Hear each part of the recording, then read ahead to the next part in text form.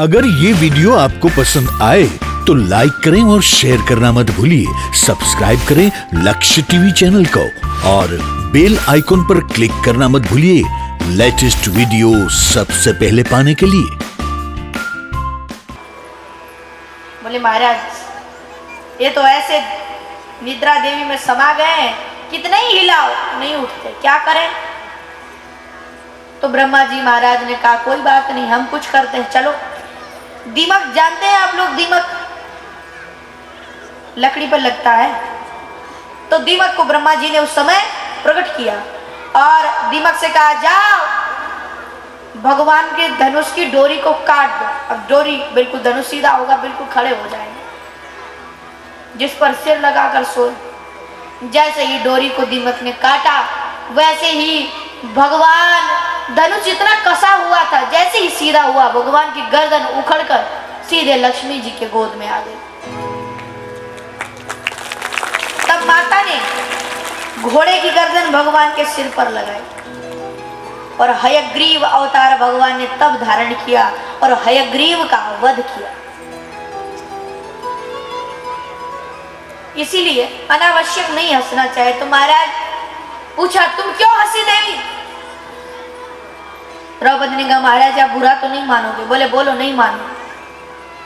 मैं दादाजी इसलिए हंसी आ गई, आज तो आप बड़े बड़े पुराणों का उपदेश कर रहे हैं, बड़े बड़े धर्मों का उपदेश कर रहे हैं, बड़े बड़े शास्त्रों का उपदेश कर रहे हैं। उस समय ये शास्त्र कहाँ गए थे जब मेरी साड़ी खींच रही थी? उस समय एक दो उपदेश दुर्योधन को भी सुना देते तो शायद इतना बड़ा महाभारत युद्ध भी नहीं होता। दादा भीष्म ने कहा बेटी उस समय दुर्योधन का अन्न खाया था और जैसा खावे अन्न वैसा होए मन। जोर से, जैसा खावे अन्न वैसा होए और जैसा पियो पानी वैसे होए बानी और जैसा करो संग वैसा चढ़े रंग। कीटो भी सुमनः संगा, इन्हीं के शास्त्र कहता है कीड़ा जो होता है ना वो फूल का अगर मित्र बन जाए तो वो भी महापुरुषों के गले में बैठ जाता है, बड़े बड़े देवताओं के गले में हार के रूप में सुसज्जित हो जाता है। इसीलिए संग जैसा करे संग वैसा चढ़े रंग। तो महाराज उसका अन्न खाया था देवी, इसलिए बोल तो आज क्यों उपदेश करते हो? उसका अन्न कहाँ गया? बोले देवी तुम्हारे पतिदेव अर्जुन ने इतने बाण शरीर में मारे हैं कि शरीर में केवल हड्डियों के अलावा रक्त की एक बूंद भी नहीं रही। वो तो पिता का आशीर्वाद है इसलिए जीवित हो। भीष्म को आशीर्वाद था तुम्हें काल भी नहीं मार सकता, जब तक तुम्हारी इच्छा नहीं हुई तब तक तुम नहीं मर सकते। इसीलिए भीष्म जी महाराज ने कहा भाई इन दुनिया वालों को सुनाने से कोई लाभ नहीं है, अंगुली उठा ही देते हैं, इसलिए हट जाओ सब लोग, अब मैं भगवान की स्तुति कर लूं। ये सोचा भगवान कृष्ण प्रकट हुए, स्तुति करने लगे पुष्पिताग्र छंद में। आए हम लोग भी थोड़ी देर स्तुति करें, सब लोग तालियों से स्वागत करेंगे। इतिमति रूप कल्पिता वितृष्णा भगवती सात्वत भूतवे विभूति स्वसुखमो भगते क्वचित् विहरतु प्रकृति मुपे योषिया भव प्रभा। हे भोगना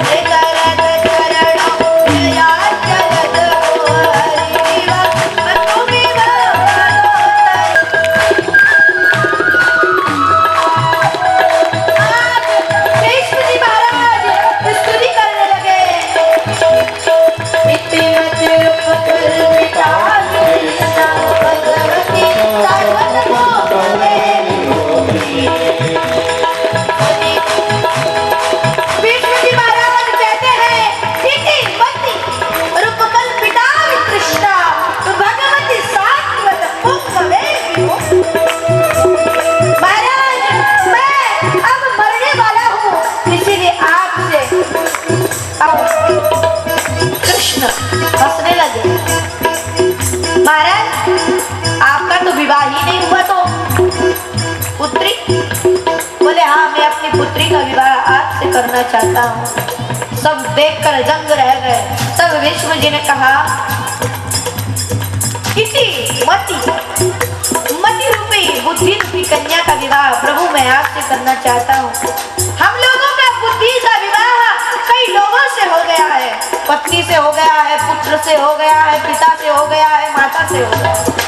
पर महाराज ये बुद्धि आज तक किसी में आसक्त नहीं हुई, पर आप में हो गई है, इसलिए प्रभु इससे विवाह करो। भगवान बोले तीनों लोगों में वही मिला क्या, किसी और से क्यों नहीं करते?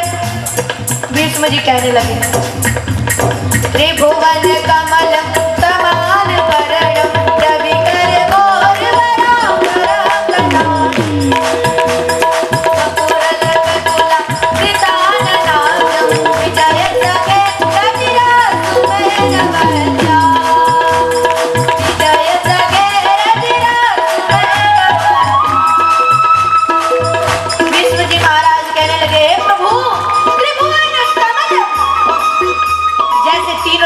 कमल अति सुंदर लगता है, तीनों लोगों में आप कमल के समान हो प्रभु। त्रिभुवन कमल तमाल वर्ण, और हे प्रभु आपका वर्ण तमाल वृक्ष के समान है। रविकर गोर वनांतरम न जाने, और आपका पीतांबर ऐसे चमक रहा है जैसे करोड़ों सूर्य चमक रहे हो। भगवान ने कहा है भीष्म, अगर तुम मेरी वेशभूषा देखकर अपनी कन्या का विवाह मुझसे कर रहे हो तो ये गलत बात है। क्यों महाराज? बोले ऐसा ही नहीं देखना चाहिए, वर सुंदर है तो विवाह कर दो। अकल भी है या कुछ भी नहीं है? अकल देखी तुमने मेरी? बोले महाराज बुद्धि भी देख ली और स्वभाव भी देख ली। कैसे?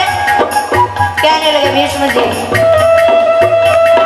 युद्ध तुरगर जो विदो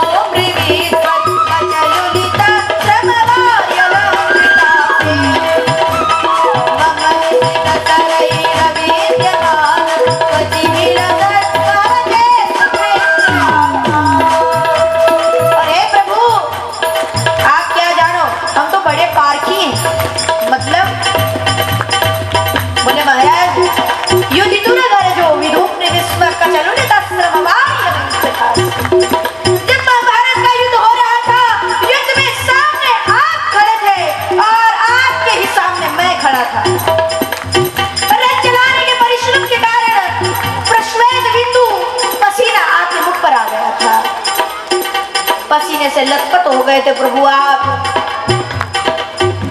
आपने स्वभाव भी तो बड़ा सुंदर है। और महाराज हमने ये देखा है कि नौकर कहे, मालिक कहे और नौकर बोलते क्यों नहीं? मालिक कहे और नौकर करे। मालिक ने कहा भाई गाड़ी निकालो, तो उसने फटाफट गाड़ी निकाली। पर लेकिन ये पहली बार देख रहे हैं महाराज, नौकर कहे और मालिक करे। अर्जुन आपका नौकर तो ही है, पर लेकिन फिर भी उसने आपसे क्या कहा? सेनयोर वयोर मध्ये रथम स्थापयाम्यच्युत। हे अच्युत, दोनों सेनाओं के बीच में मेरे रथ को स्थापित कर दो। अज्ञात है, इसीलिए पहली बार देखा और सुना। नौकर कहे और मालिक करे। जी सरकार, अभी करता। आपने फटाफट रथ को दोनों सेनाओं के मध्य में स्थित कर दिया। इसलिए आपका तो स्वभाव ही अति सुंदर है। और महाराज शक्ति भी बहुत है, आपने बड़े बड़े अफसरों को मारा। ज्ञान भी बहुत है। बोले मतलब? कहने लगे सपद सखी बचो निसाम्य मते निज बलयो बलयो निदम विहार से जिकायु दक्षना पट्टावती मां सखे नदी। हे पास के सखा, आप में तो बल भी बहुत है, मेरा प्रेम आप में हो जाए, बस यही चाहता। बोले चलो बल भी है, थोड़ा अकल भी है, स्वभाव भी अच्छा है। ज्ञानी हूं या नहीं? देखा कि नहीं देखा? तो कैसे देगा? तो कहने लगे व्यवहित वृतराम गौरी दीक्षा भजन वदा विमुख जलो संपूर्णा।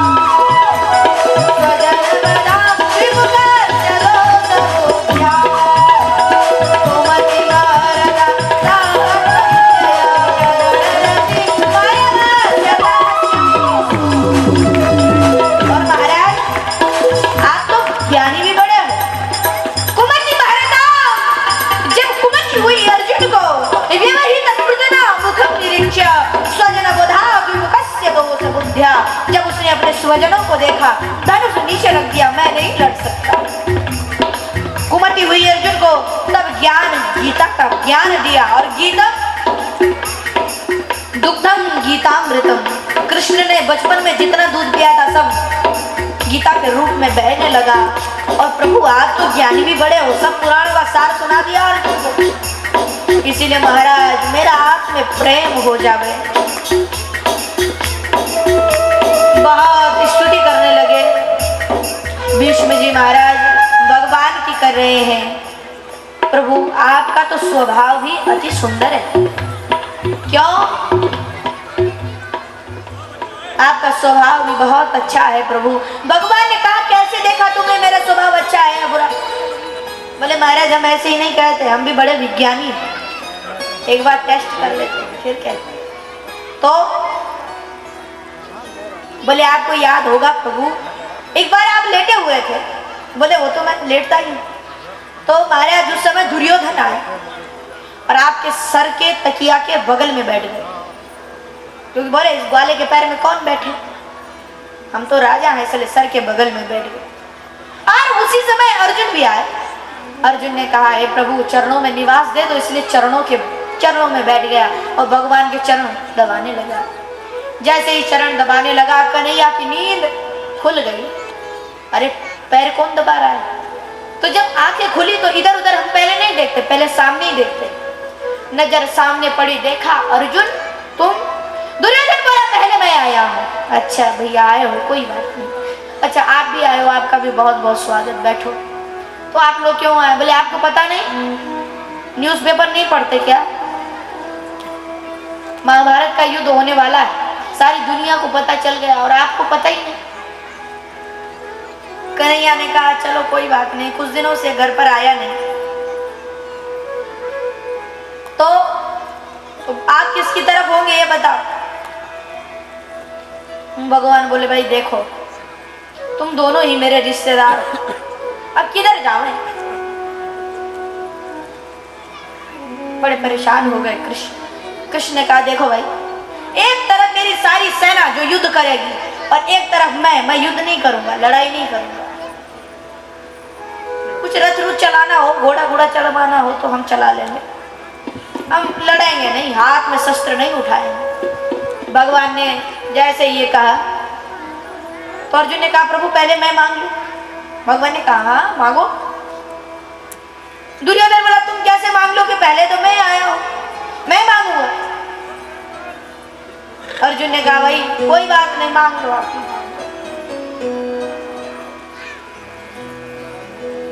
तो अब मांगने लगे दुर्योधन जी महाराज। भगवान से कहने लगे हमें तुम्हारे जैसे नचैया गवैया की जरूरत भी नहीं है, इसीलिए हमको तो तुम्हारी सेना चाहिए। भगवान ने कहा चलो कोई बात नहीं। अर्जुन तुम? महाराज हमें तो आप चाहिए, हमारे जीवन की डोर पकड़ लो, बाकी कुछ नहीं चाहिए, युद्ध तो हम खुद ही कर लेंगे।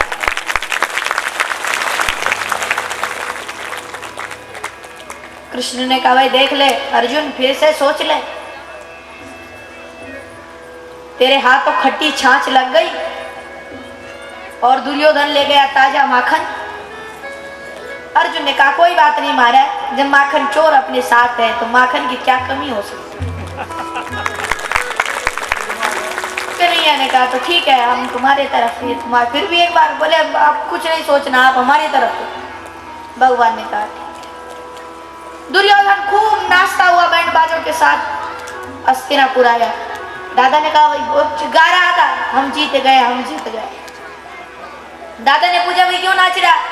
और कहता है हम जीत, अभी तो युद्ध भी नहीं हुआ। बोले आपको पता है हमारे साथ इतनी सेना है, हम जीत गए। जैसे उसने कहा हमारे पास तो द्वारका, इतना सुनते ही दादा भीष्म उछल पड़े और खुद भी नाचने लगे। बोले हम जीत गए, हम जीत गए। बोले क्यों नाच रहे हो आप? बोले तुमने भगवान को ले लिया ना अपनी तरफ, तो तुम जीत गए। बोले हमने द्वारका की सेना को ले लिया। और कृष्ण अब बोल रहे थे हम युद्ध तो करेंगे नहीं, तो उनकी जरूरत भी क्या थी? बेफालतू में वैसे लोगों को पूजा करने के लिए थोड़े बुलाना है, तो नहीं ले आए। अब तो दादा भीष्म उसी समय बोले दुष्ट अब तू जीत ही नहीं, भगवान अकेले ही बहुत भारी है, बिना युद्ध करे ही अब तो तू हार ही जाए। ये कहकर दादा वहां से चले गए। युद्ध होने लगा तो दिन प्रतिदिन पांडव जीतने लगे और कौरवों की संख्या कम होने लगी। आज दादा ने दुर्योधन ने एक सभा बुलाई। सभा में भीष्म दादा की ओर देखकर कहा, बोले खाते तो हमारा है और भला चाहते हैं पांडवों का। इतना सुनते ही दादा भीष्म को अति क्रोध आ गया और कहा, ए दुर्योधन ऐसा मत कहे, हम तेरी तरफ से लड़ रहे हैं तो मन से भी तेरा ही भला चाहते। दादा को बहुत क्रोध आ गया और दादा ने क्रोधित होकर कहा, तुम बार बार कह रहे हो ना वासुदेव कर चक्र न धरहि, तुमको मुख न दिखाऊं, लाज तहे मेरी गंगा जननी, संतन सुत न कहा। अगर मैंने भी कृष्ण के हाथों में चक्र नहीं उठवा दिया तो मेरा नाम भी विष्णु नहीं और मैं भी गंगा का पुत्र। अरे दुर्योधन तुझे मरने का बहुत डर है ना, मरने से डरता है तो रात्रि के समय अपनी पत्नी को मेरे पास भेज देना, मैं उसे अखंड सौभाग्यवती का वरदान दे दूंगा। जा, काल भी तेरा बाल बाका नहीं कर पाएगा। तो दुर्योधन ने कहा, दादाजी आप गुस्सा होइए, एक क्या 100 अर्जुन भी आपके सामने कुछ नहीं, अब थोड़ा गुस्सा तो होइए। अब तो रात्रि हुई, कृष्ण के पेट में दर्द होने लगा। कृष्ण भी रात्रि में उठे, अगर मिल गया दुर्योधन की पत्नी को आशीर्वाद तो आफत खड़ी हो जाएगी। भानुमति को आशीर्वाद नहीं मिलना चाहिए। दुर्योधन की पत्नी का नाम था भानुमति, उसे आशीर्वाद नहीं मिलना चाहिए। तो अब तो कृष्ण के पेट में दर्द होने लगा। कृष्ण दौड़कर सिर पर पगड़ी बांधी और धोती पहनी, दौड़े द्रौपदी को उठाया, है द्रौपदी उठ। द्रौपदी ने कहा, महाराज सोने दो। बोले नहीं उठ, क्या हुआ भैया आप भी इतनी रात गए? बोले पूछो मत, चलो। कहाँ? बोले तुम बहुत प्रश्न करती हो, चलो। अगर आज सो गई तो तुम्हारा भाग्य भी सो जाएगा, चलो। द्रौपदी को ले चले भगवान से। भगवान ने कहा, आज तो पेट दर्द हो रहा। द्रौपदी ने कहा, अच्छा दवाई लगा दो। बोले दवाई एक ही है, तुझे आशीर्वाद मिल जाए तो चल जल्दी। द्रौपदी का हाथ पकड़ा, एक हाथ में लालटेन ली कन्हैया ने, सिर पर फटी हुई एक पगड़ी बांधी, धोती फटी हुई पहनी। आ गए दादा भीष्म के पास, समझाते समझाते रहे, द्रौपदी घूंघट डालकर रखना तो पता न चले कौन है, और देख बोलना नहीं, चुपचाप आशीर्वाद मिले और सीधे आ जाना। द्रौपदी ने पूछा, अगर कोई पूछे तुम कौन है, ये साथ में कौन है, तो क्या करूं? बोले कह देना नौकर साथ में आ जाए। बोले भगवान आपको नौकर? बोले कहना ही पड़ेगा, भगवान इतने दयालु है, नौकर बनने को तैयार हो जाते हैं। वहां गए, द्रौपदी ने पूछा मुझे अंदर जाना है, उन्होंने रोका, महारानी आप तो जा सकती हो लेकिन ये साथ वाला कौन है? बोले कोई साथ में आए तो ये अंदर नहीं जा सकते। तो द्रौपदी अंदर गई, कृष्ण ने समझा दिया अच्छे से, द्रौपदी भी अंदर गई, प्रणाम किया दादा भीष्म को। महाभारत की कथा है, दादा भीष्म को प्रणाम किया और आशीर्वाद दादा भीष्म ने भी अपनी माला आंख से लगाकर नीचे रखी और कहा, अखंड सौभाग्यवती भव। आशीर्वाद जैसे ही मिला वैसे ही द्रौपदी ने घूंघट हटाया। दादाजी कल 5 में से 1 का भी बाल बाका नहीं होना चाहिए। दादा ने कहा, द्रौपदी तुम क्यों? दादाजी मैं आपके आशीर्वाद की अधिकारी नहीं हूँ क्या? दादाजी ने कहा, हो, पर तुमको तो मैंने बुलाया ही नहीं था, मैंने तो भानुमति को बुलाया था। बोले आप क्या मुझ में और भानुमति में अंतर समझते हैं? दादा ने कहा नहीं, सब बराबर, तो आशीर्वाद किसी को भी मिले। सोचने लगे दादा, चलो जिसे मिलना था उसे ही मिला, अब दुर्योधन को एक साथ तो दे नहीं सकते, अब तो दुर्योधन को कोई नहीं बचा सकता। तब तक दादा को याद आया, अगर आती तो कल सुबह आती, रात में ही क्यों आई? कहीं इसमें कृष्ण का कोई हाथ तो नहीं? आंखें लाल हो गई दादा की। द्रौपदी अकेली आई हो या कोई साथ आया है? द्रौपदी डर गई और डरते हुए कहा, वैसे दादाजी अकेली आई हो, पर वैसे कोई साथ है, पर वैसे अकेली। ए द्रौपदी क्या कहती हो? कौन साथ है? ये तो नहीं कह पाई कि नौकर साथ है, कह दिया गोपाल भैया साथ आए। गोपाल भैया? कौन गोपाल भैया? अरे दादाजी वो दूध देने आते हैं ना सुबह, हाँ उनका ही लड़का है, बहुत अच्छा है, मैंने उसे रात्रि में कहा तैयार हो, चला मुझे भी मिलाना अपने गोपाल भैया से। द्रौपदी ने कहा, भाई दादाजी आप तो इतने बड़े दादा हो और सेनापति हो कौरव सेना के, अरे गोपाल भैया तो गोपाल भैया है, दादाजी आप उससे क्यों मिल रहे हो? बड़े लोग छोटे लोगों से थोड़ा मिलते हैं। दादा ने कहा नहीं, मुझे मिलना। बाहर आए दादा, ए गोपाल भैया कौन है? कन्हैया है, माए बाप मैं हूं। और कन्हैया इतने चतुर, लालटेन की जो लौ थी ना वो कम कर दी, अब बूढ़े लोगों को बेचारों को रात में कम दिखता है, अब नजर कमजोर। और दादा भीष्म कन्हैया से भी चतुर, दादा भीष्म ने भी लौ और तेज कर दी। श्याम के समय श्याम का श्याम वर्ण स्पष्ट हो गया, समझ गए ये कृष्ण ही है। कहने लगे छलिया तेरे ऐसे ही काम है, एक कपटी तू दुर्योधन को मरवा कर ही छोड़े। कन्हैया ने द्रौपदी का हाथ पकड़ा, भागे वहां से, बोले भाग, यहाँ से तो भाग गया, युद्ध क्षेत्र से कहाँ भागेगा, कल बताऊंगा तुझे। द्रौपदी ने कृष्ण ने द्रौपदी को रास्ते भर डाला। है द्रौपदी किसने कहा था, बोला था चुपचाप जाना ना? द्रौपदी बेचारी, अब देख अब दादा कल क्या करते। दादा ने अगले दिन सारा कुरुक्षेत्र भीष्माकार हो गया। दादा को जब कोई देख लेता और सगे भाई किसी अपने भाई को देख रहे, भाग यहाँ से, क्यों? दादा आ रहा है। कौन सा दादा है? बोले भीष्म दादा। वो भी भाग जाते, लोग शस्त्र छोड़कर भागने लगे, क्योंकि एक बाण चला दे उससे 1000 हो जाते और एक ही बाण से हजारों लोग मारे जाते। भीष्म दादा को जो देख लेता वो सामने से हट जाता और रास्ता दे देता। सारा युद्ध क्षेत्र भीष्माकार हो गया, सब लोग भागने लगे। अब तो कृष्ण से अर्जुन ने कहा, जाओ मेरे रथ दादा के आगे ले जाओ। कन्हैया भी ले चले रथ को, दादा भीष्म के सामने लाए। दादा भीष्म ने बहुत युद्ध चला, दादा ने अर्जुन के गांडीव को गिरा दिया। आज अर्जुन के भी कई बाण मारे और कृष्ण के भी कई बाण मारे। युधि तुर गरजो विदोम्र विस्वत कचलुलित श्रमवार्य अलंकृतास्ये मम निशित सरई रविद्यमानः त्वचि विलसत कवचेस्तु कृष्णात्मा। भगवान के परम भक्त भीष्म कहते, महाराज मैंने अपने बाणों से आपके शरीर को छेद दिया। अच्छा?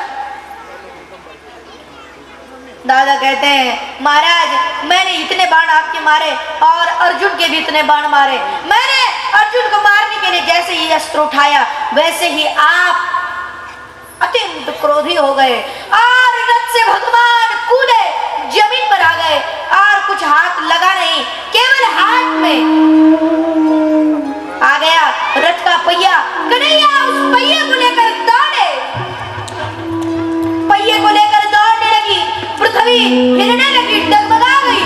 पृथ्वी भगवान से कहती, आप तो सत्यव्रत हो और सत्यव्रत के विचार झूठा कैसे हो सकता है? महाराज आपने अस्त्र क्यों उठा लिया? भगवान का उत्तरीय गिरा अगर ये वीडियो आपको पसंद आया हो तो लाइक करें और शेयर करना मत भूलिए। सब्सक्राइब करें लक्ष्य टीवी चैनल को, हाँ, और बेल आइकॉन पर क्लिक करना मत भूलिएगा लेटेस्ट वीडियो सबसे पहले पाने के लिए।